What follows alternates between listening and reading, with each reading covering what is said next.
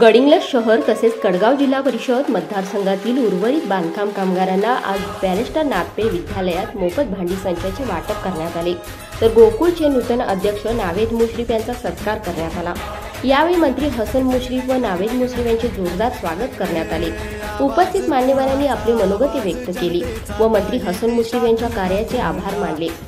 तसेच नावेद मुश्रीफ यांना भावी वाटचालीस शुभेच्छा दिल्या। प्रगतीच्या वाटेने जाऊया साथीने, एका मुखाने हो बोला राष्ट्रवादी पुन्हा। आवाज कोणाचा, आवाज जनतेचा, ताही दिशातून घुमला राष्ट्रवादी पुन्हा। प्रगतीच्या वाटेने जाऊया साथीने।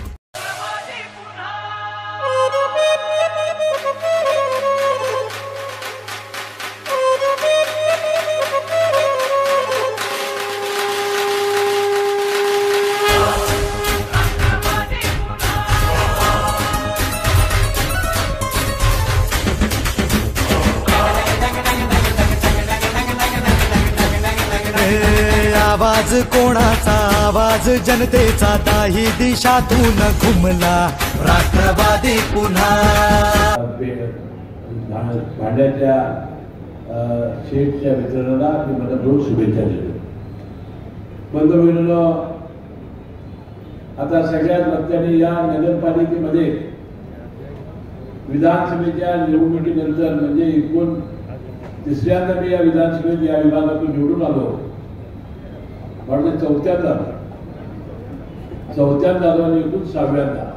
आता झाले काय 7 निवडणुका लढवल्यामुळं ते विस्मरण होते। तर 4 वेळा मी इथून मी निवडून आलो। परंतु दुर्दैवानं नगरपालिकेची सत्ता फार दिवस आमच्याकडे राहिली नाही। जर ही सत्ता राहिली असती तर या गडिंग्लजला स्वर्ग बनवलं असतं मी। तर सत्ता असल्याशिवाय हा विकास होत नाही। तुम्ही जरा माझ्या कागदनगरीमध्ये येऊन बघा। कोल्हापूर शहरामध्ये अनेक दिवस सत्ता होती, अनेक जिल्हा परिषदेमध्ये सत्ता होती। कोल्हापूर जिल्हा गोकुळाचा सत्ता आली आहे, जिल्हा मध्यवर्ती बँकेचा केंद्रजावडी आणि गुंडूने उल्लेख केला, ती सत्ता आली। ज्या ज्या ठिकाणी आमची सत्ता आली तिथं नीटनेटकं काम कसं होईल, पारदर्शी कारभार कसा होईल आणि ते भारतामध्ये आणि राज्यामध्ये कौतुकास्पद कसं होईल हा करण्याचा प्रयत्न आम्ही केलेला आहे। बंगळुरू नगरपालिकेच्या निवडणुकीसाठी मी नंतर बोलणार आहे। जवळजवळ आता एक परमेश्वरानं मला आभार मानले पाहिजे। त्या 2-3 वर्षामध्ये इथं प्रशासक आला म्हणून बरं म्हणून 100-125 कोटी रुपये मला आणतात, नाही ते आणणं अशक्य होतं।